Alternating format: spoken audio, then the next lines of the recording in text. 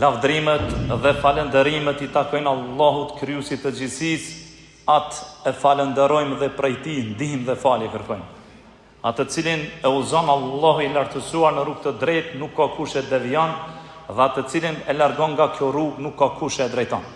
Dëshmojmë dhe deklarojmë se I vetmi I cili meriton të adhurohet me merit është Allahu dhe se Muhamedi është rob dhe I dërguar I Tij.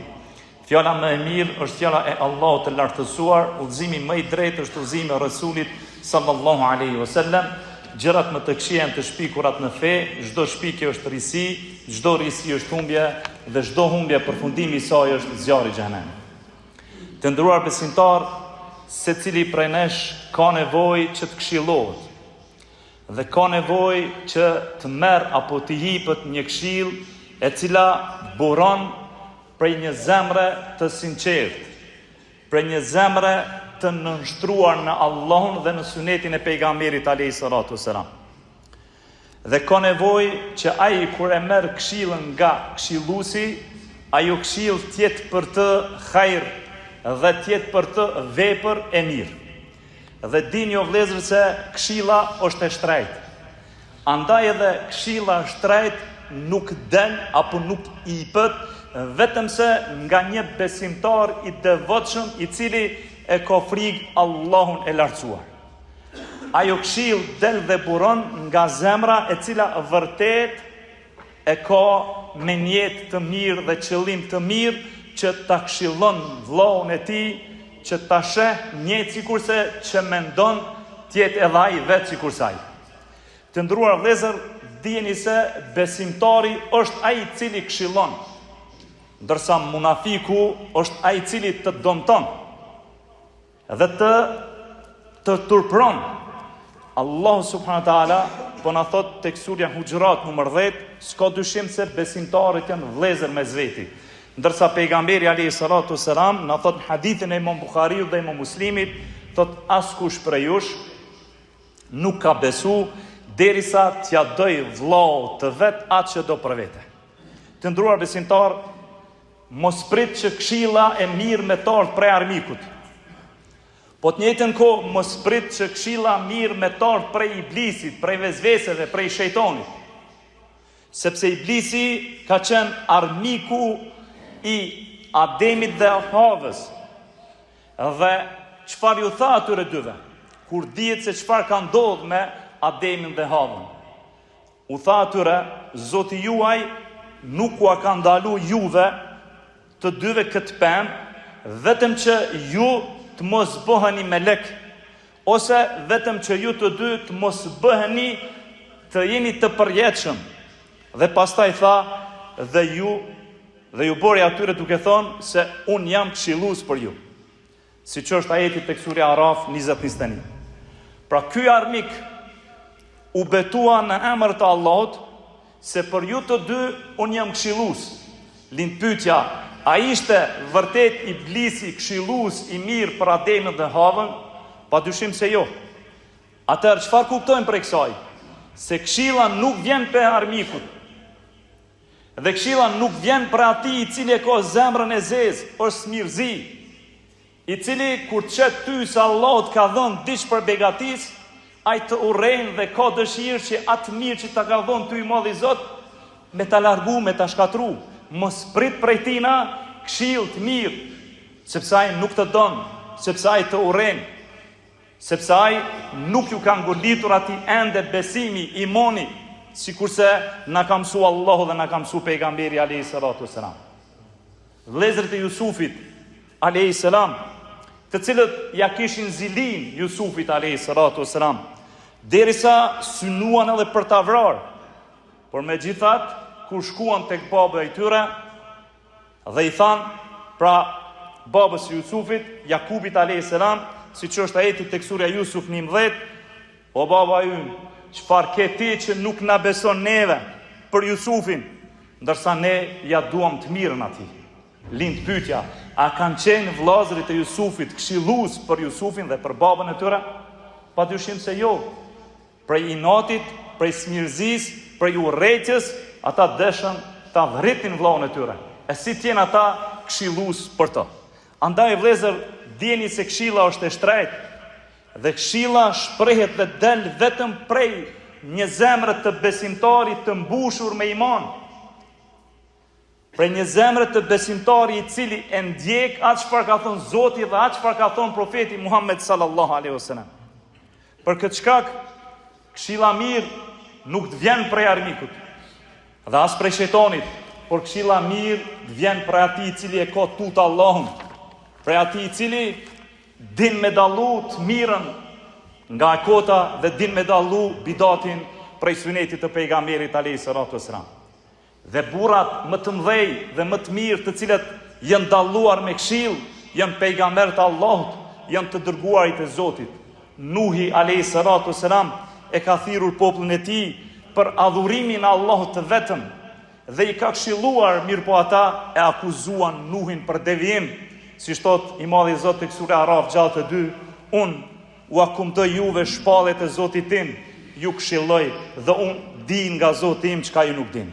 Hudi alayhis salatu wassalam e thiri popullin e tij në adhurimin e Allahut të vetëm, e këshilloi, por ata e akuzuan pejgamberin e Allahut Hudin si mendjelehtë dhe gënjeshtar, por ai u aktheu atyre atë se çfarë na thot i madhi Zot tek sura Araf 6:7, 6:8, o populli im, nuk jam mendjelehtë, pra nuk jam me tmeta mendore, por unë jam i dërguar prej Zotit të botëve, jam i dërguar që t'ua komunikoj shpallet e Zotit tim dhe unë jam këshillues besnik për ju. Salihu alayhis salatu wassalam e ka thirrur popullin e tij në adhurimin e Allahut të vetëm, por ata nuk ju përgjigjën, pasi që i shkatroi i madhi Zot. Ky pejgamber i ndershëm u tha popullit të tyre, o populli im, unë ju kumtova apo unë u komunikova dërgesën e Zotit tim, ju këshillova sa munda, por ju nuk e përfillët këshilluesin. Araf 7:9.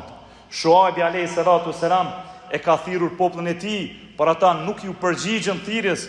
Kur i shkatroi Allahu, u tha atyre, o populli im, vërtet unë ju kumtova porositë e Zotit tim, ju dhash këshilla, e si të brengosën për një popull i cili nuk besoi. Araf 9:3.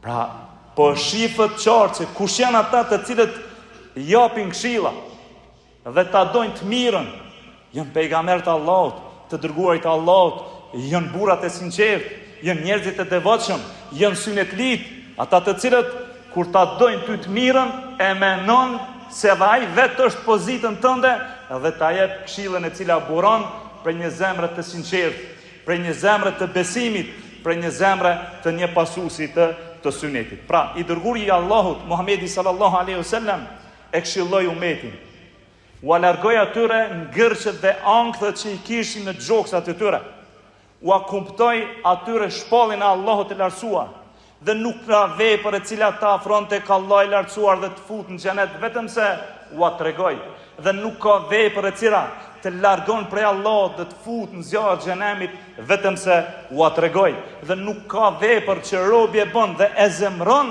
të madhin Zot, vetëm se i dërguari i Allahut Muhamedi sallallahu alaihi wasallam na ka tërhequr vërejtën nga kjo. Për atë dhe i dërguari i Zotit o vëllezër, thot në hadithin e Imam Muslimit, feja është këshill. Kur e pyetën për këtë, tha për Allahun, për librin e tij, për të dërguarin e tij, për prisit e muslimanëve dhe për masën popullore. Si bëhet këshilla për Allahun? Këshilla për Allahun bëhet o vëllezër me besim të saktë në tauhid, në njëshmëri, me adhuru dhe me madhru vetëm Allahun e lartësuar dhe vetëm prej tij me kërku ndihmën dhe frikën. Këshilla për Allahun e lartësuar bëhet o vëllezër kur ti e beson dhe e veçon të madhin Zot, se Allah është krijuesi, se Allah është ai i cili meriton të adhurohet dhe se atij i përkasin emra dhe cilësitë e tij, si dhe të adhurosh të madhin Zot me sinqeritet në fenë e tij, duke mos e përzier adhurimin tënd me shirk karshit madhit Zot, sepse Allahu nuk e fal shirk. Ibn Mubarekun kur e kanë pyetur o vëllezër se cilat janë vepra më të mira, ka thonë të këshilluarit për hir të Allahut të madhruar. Ndërsa këshilla për librin e Allahut është me besu librin e Zotit dhe me ndjek moralin që është përmendur në librin e Allahut, me vepru sipas asaj çfarë ka urdhëruar Allahu në librin e tij dhe më ndalu prej asaj çfarë ka ndaluar Allahu në librin e tij, pra në Kur'an. Ndërsa këshilla për të dërguarin e Allahut është me besu profetin si vulet gjithë pejgamberve, me besu misionin e tij dhe shpalljen e tij, me u nënshtru të dërguarit të Allahut, me u largu për asaj që e ka ndaluar, me vepru atë që e ka vepruar, me dasht ma shumë se vetën tënde, me praktiku sunetin e tij, me ndjekë rrugën e tij dhe metodologjinë e tij, dhe mu largu për risive dhe bidateve që i ka ndaluar dhe nuk i ka vepruar i dërguari i Allahut. Ndërsa këshilla për prisit e muslimanëve, e që është për qëllim dietar dhe udhëheqësit, e para këshilla për prisit është me respektu në të mirë dhe mu lut për ta që Allah i mi uzu, dhe me i këshillu në veçmas kur ata gabojnë dhe jo para paris, ndërsa këshilla për dietarët është me i dash dietarët, me shku mu ullë dhe me mësu para tynve, dhe mos me bo trazira dhe fitne me fol para të tjerëve se ky nuk bën dhe ai nuk bën, kur dijeni se dietarët janë trashëgimtarët e pejgamberëve dhe dietarët janë hallka e cilat lidh ty me vullën e gjithë pejgamberëve Muhammedin sallallahu alaihi wasallam dhe ummetin e tij. Ndërsa sa e përket këshillës për masën e gjerë të muslimanëve, është që me i urdhru për punë të mira, me i ndalu ndaj punëve të këqija, më jam mësu fenë e Allahut të lartësuar të lirë sipas Kuranit dhe sipas Sunetit dhe mua ashtu siç e kanë kuptuar shokët e pejgamberit alayhi salatu selam, më jam mbulut metat e muslimanëve dhe jo me dal edhe me fol për të metat e muslimanëve, më u dal në ndihmë kur ata kërkojnë ndihmën tënde, me i mbrojt, më i largu prej bashkëtrimit, më i largu prej hasedit, me i dasht muslimant, pra me dasht për ta atë sikurse që ja don vetes tënde. Të nderuar vëllezër, po e kuptojmë dhe po e shohim se çfarë rëndësi të madhe ka këshilla e cila jipet për këshilluesin, e cila jipet për njeriu që ndoshta këshilla jote bëhet sebeb që ai mu udhëzu ose mu largu për një dëmi që është në skaj të hunerës. Dhe jo rastisht i dërguari i Allahut Muhamedi sallallahu alaihi wasallam na thot në hadith, vërtet feja është këshill, e lutim Allahun e lartësuar të na bën për atyre që këshillojmë për hir të Allahut me qëllim të përfitojmë pra gradat dhe xhenetet kur do të dalim para Allahut të lartësuar, me shpresë që në xhumon e radhës të vazhdojmë dhe të shohim se kush kanë qenë shokët e pejgamberit dhe se si ata e kanë këshilluar njëri tjetrin për hir të Allahut sallallahu alaihi wasallam.